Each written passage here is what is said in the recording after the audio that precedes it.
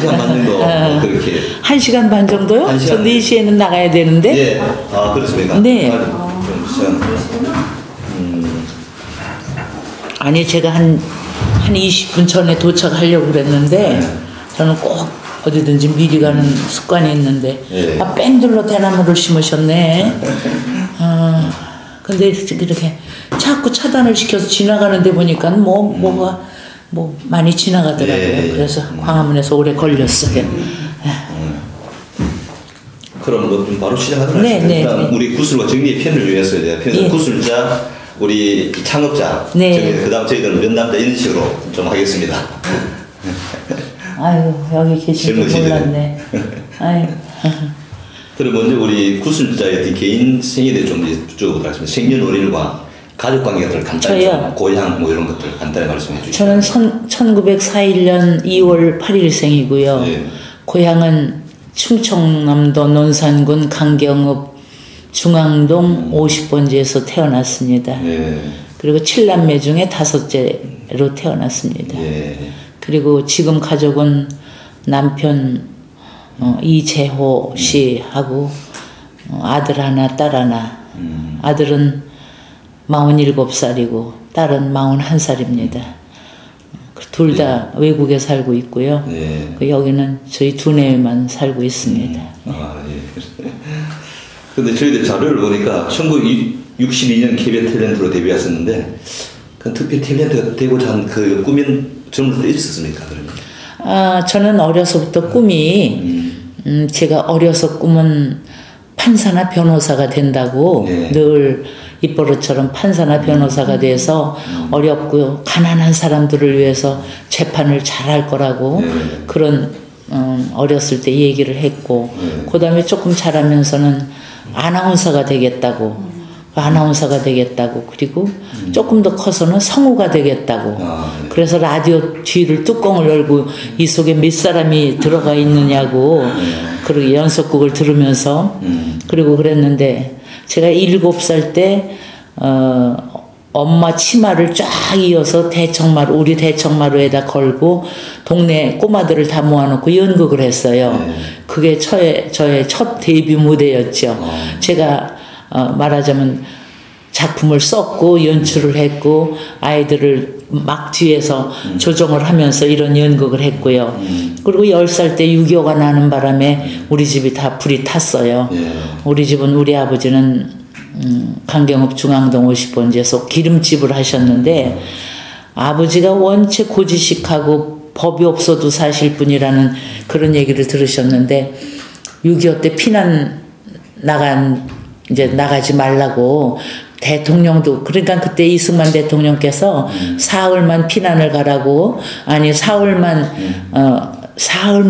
피난을 가면 된다고 사흘만 국민 여러분 사흘만 피난을 가 그러니까 대통령도 서울에 계시면서 사흘만 피난 가라고 그러는데 뭘 피난을 가느냐고 우리 시골은 괜찮다고 그래 대통령이 저 녹음 테이프가 돌아가는 줄 모르고 그렇게 우리 아버지는 그러셨죠. 그래서 피난을 안 가고 있다가 거기서 20리 밖에 이모네 집에 전북 익산군 용안면에 사는 이모가 자꾸 피난 나오라고 그냥 리어카 구르마를 보내고 해서 쌀 몇 가마니 싣고 그렇고 거기선 우리 시골 가면 궁금하다고 벽시계 하나 띄어서 싣고 그렇고 피난을 갔어요. 그랬는데 강경읍 중앙동이 탁 폭탄이 떨어지니까 기름집이 제일 잘 탔겠죠. 그래서 완전히 우리 집이 다 재산이 날아가 버렸죠. 추석 대목 보려고 기름을 잔뜩 짜서 쌓아놨는데 아주 온통 집안이 다 그렇게 불에 타버렸어요. 그래서 10살 이후로는 상당히 힘들게 학교를 그때는 저는 초등학생이지만 재산이 다 없어지고 또 우리 아버지가 강경읍에서는 1년 사업소득세가 첫 번째냐 할 정도로 사업을 잘 하셨는데 그 바람에 6.25 때는 그 머슴 이서방이라는 사람이 우리 아버지를 끌어다가 또 인민재판도 시키고요. 어렸을 때도 그런 걸 제가 다 이렇게 봤어요. 그리고 비행기가 B-29라고 그때는 B-29만 막 지나가면 우리는 그냥 땅속 저 지하 방공호 속에 들어가서 숨어 있었고 하여튼 그런 피난살이를 했죠. 예. 그러고 나서 이제 수복 후에 집에 들어와가지고 재건을 빨리 해야 되는데 그때부터는 우리 아버지가 이제 겁이 나시니까 재건을 못 하시고 있는 재산만 가지고 그냥 그렇게 먹고 살다가 좀 가산이 다 기울고 가세가 기울고 이러면서 저는 서울로는 학교를 못 오고 오빠들만 서울로 학교를 오고 이러면서 성우가 돼야 되겠다 성우가 돼야 되겠다 하다가 제가 고등학교 졸업할 무렵에 성우 졸업은 했고 대학을 들어갔는데 성우 모집을 놓고 보니까 KBS 탤런트 모집이 있더라고요. 그때가 2기생이에요. 1기생은 1961년 12월에 뽑았고 2기생은 1962년 1년 3월에 뽑았어요. 62년 3월에. 그러니까 3개월 후에 2기생을 뽑았죠. 그래서 그때 제가 성우를 안 뽑는데 그럼 탤런트 시험을 한번 봐볼까? 그리고 시험을 본 게 합격이 돼서 그로부터 지금까지 연기 생활을 한 거예요. 그럼 이 솔직하게 연기 생활 하시면서 후회한 적은 없었습니까? 후회한 적 없었어요. 아니 한동안 후회를 했던 거는 저는 정말 제가 뭐 백도 없고 권력도 없었고 돈도 없었고 그렇다고 제가 미모를 가진 것도 아니고 정말 제가 노력과 근면과 성실과 그거 하나로 제가 오늘날까지 살아왔는데 후회한 적은 글쎄요 그거는 뭐 연기자로서 후회하는 거는 아니고 유명세를 가지고 후회했던 거는 그 돌아가신 회장님께서 강부자가 회장님한테 후배들을 소개해가지고 그 소개비를 제가 중간에 떼어먹었대요. 그런 루머가 퍼져가지고 하여튼 그때 우리 아들이 미국에 유학 중이었는데 우리 아들이 참 너무 어머니에 대해서 우리 어머니는 그런 분이 아닌데 왜 이런 소문이 났을까 하여튼 그런 회의도 있었고 하여튼 그런 것 때문에 제가 후회하고 정말 내가 왜 이렇게 이런 소문에 내가 이렇게 열심히 사는데 왜 그런 소문이 났을까 왜 그런 소리를 들어야 할까 그런 것 때문에 또 그리고 뭐 정종 회장이 강부자를 평생 먹을 돈을 줬다 아니면 평생 먹으라고 뭐 빌딩을 강남에 사줬다 별별 소문이 다 있었죠. 그리고 뭐 회장님한테 재떨이로 맞아가지고 얼굴에 흉이 남았다 뭐 별별 소문이 있었지만 그런 건 그냥 쓸데없는 사람들이 짓거리는 얘기니까 하여튼 그럴 때 좀 후회를 했었고 내가 이만큼 노력을 했고 이만큼 열심히 살았으면 딴 계통에서 내가 하고 싶었던 거 딴 계통에서 했더라면 지금쯤은 박사도 될 수 있었을 거고 뭐 하여튼 좀 더 명예로운 직에 있었을지도 모르는데 이런 생각을 한 적은 있었죠. 그렇지만 회장님께서 저를 국회의원도 시켜주셨고 그때 국회의원을 할 때는 통일국민당 발기인의 이름을 내라고 그러실 때 저는 발기인에는 이름을 기꺼이 이렇게 내도 좋다고 말씀을 드렸는데 국회의원에 나가라고 국회의원을 하라고 그럴 때는 저는 죽어도 반대했어요. 절대로 저는 국회의원은 안 한다. 그러다가 마지막에 그때 그래서 최불암 씨는 5번을 받았고 저는 마지막에 8번을 주셨죠. 그랬는데 그때 7번까지 들어갔죠. 국회 8번. 그래서 제 앞에서 이게 이제 그래서 회장님께서 관두고 나오실 때 저한테 승계를 해주셨죠. 네. 예. 그럼 뭐 본격적으로 우리 구스 아산의 관계에 대해서 좀 몇 가지 여쭤보도록 하겠습니다. 우리 창록자와의 첫 만남은 어떻게 이루어졌습니까? 저는 비교적 제가 참 열심히 살아온 그 모습이 이쁘셨는지 대견스러우셨는지 돌아가신 삼성의 이병철 회장님께서도 저를 참 이뻐하셨어요. 그리고 회장님께서도 저를 참 이뻐하셨는데 어느 날인가 기억은 없지만 하여튼 이렇게 무슨 모임이 있었는데 그때 저를 초대하셨어요. 그래서 그때 최불암 선생 저 또 하여튼 이렇게 여러 사람들 그때 회장님을 이렇게 처음 만나 뵀어요. 근데 그 후로도 자주 우리 멤버가 있었어요. 작가 김수현 선생, 서울대학의 박동규 교수, 돌아가신 이화여대 백명희 교수, 황금찬 시인, 또 강계순 시인, 또 덕성여대 김정소 총장님, 뭐 이렇게 멤버가 있어가지고요. 자주 모여서 저녁 먹자고.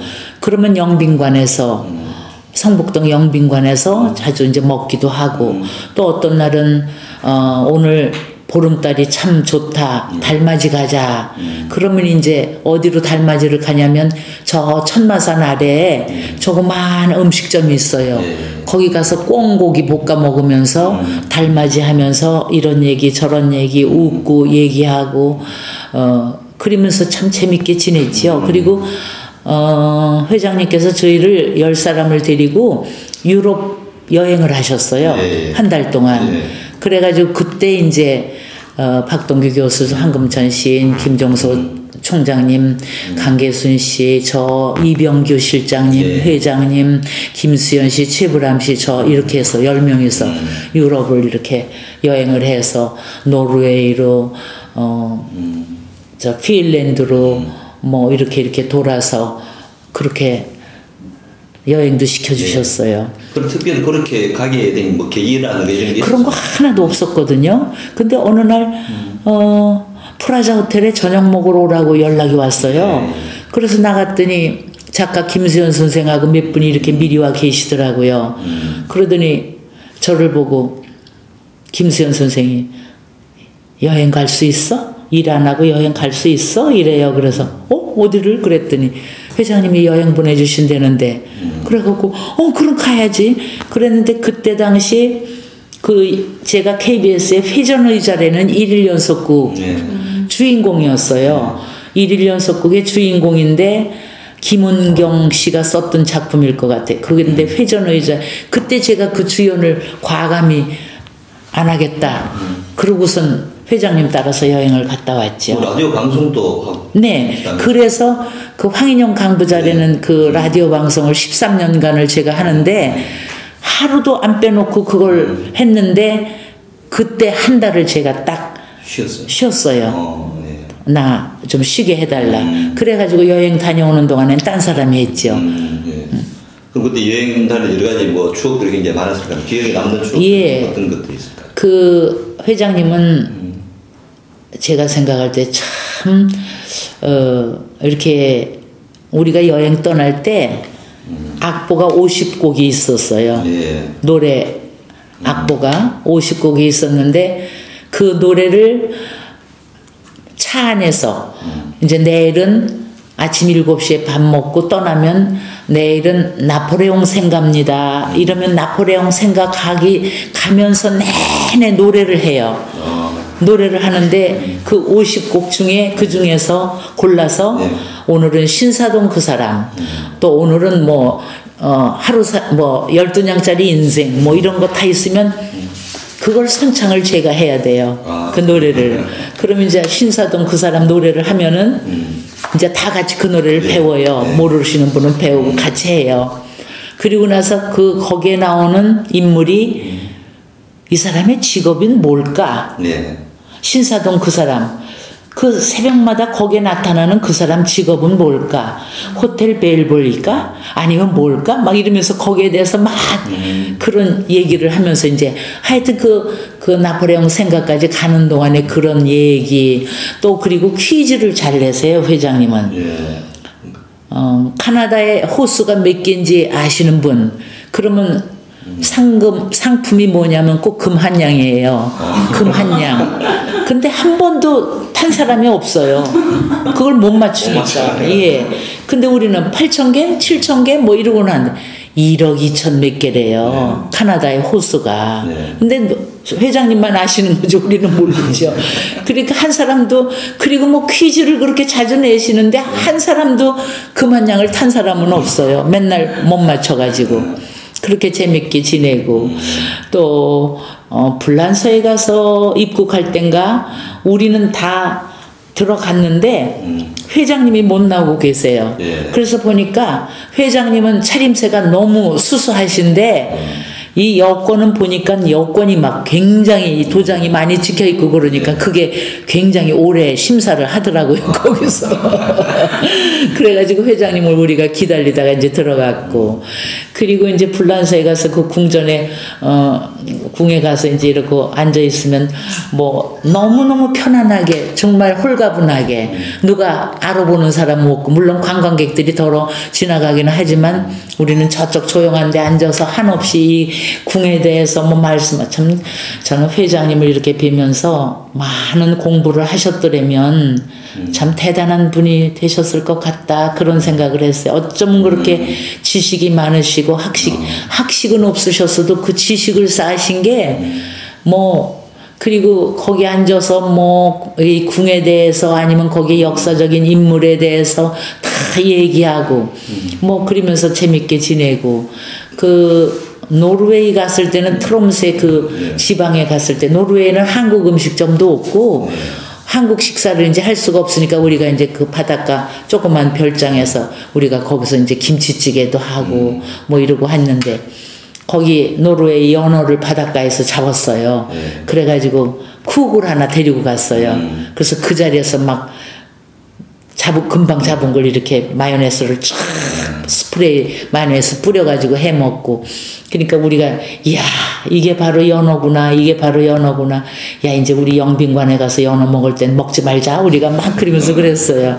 그랬는데 이제 다녀와서는 또 한동안 영빈관에서 이제 우리 파티가 없으니까, 아 요즘은 영빈관에 그 연어라도 먹고 싶은데 왜 요즘은 회장님이 오라고 안 하시지? 우리가 이제 하여튼 그렇게 재밌게 지냈고, 또 회장님은 이렇게 보면은 굉장히 낭만적이고 그리고 대화가 많은 사람이 좋다고 늘 그러세요. 대화를 늘 많이 하시고, 그리고 서울에서도 저녁 식사하실 때 뵈면은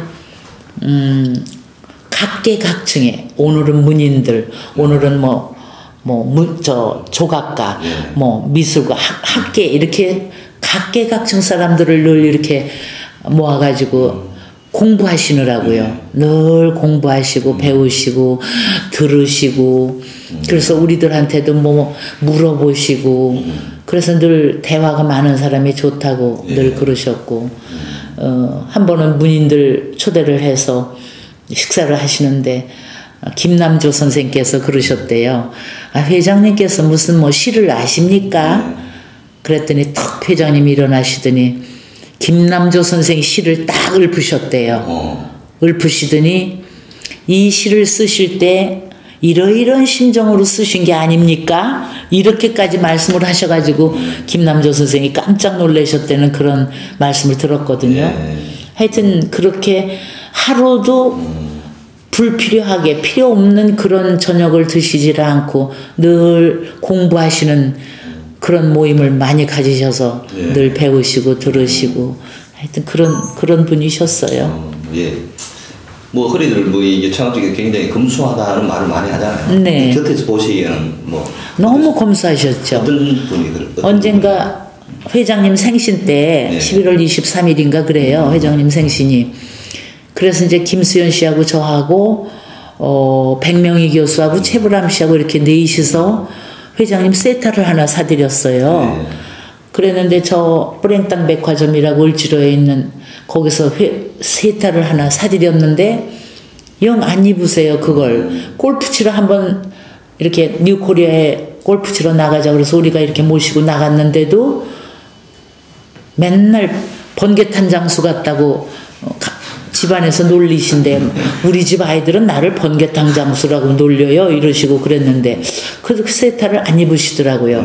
그래서 회장님 왜 저희가 사드린 세타를 안 입으세요? 그랬더니 에이 손수건 하나